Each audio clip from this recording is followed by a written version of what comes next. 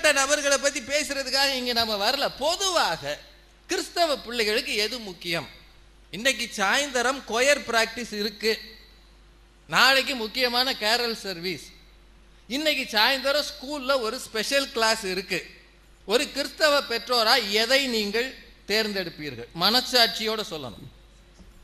இன்னைக்கு square practice கட்டாயம், நாளைக்கு கேரல் சர்வீஸில் அவன் பாடணும். ஆனால் இன்னைக்கு அவன் +2 படிக்கிறாங்க, அவனுக்கு ஸ்கூலில் ஸ்பெஷல் கிளாஸ்ன்னு சொல்லிட்டாங்க. நீங்கள் எதுக்கு அனுப்புவீங்க? அந்த அம்மாவை தான் கேட்கணும். செருப்பு போடாமலே இருங்க. மெய்யரசி சொல்கிறாங்க, நான் பேசும்போது பரலோகத்தில் என்னோட அந்த கிளாக்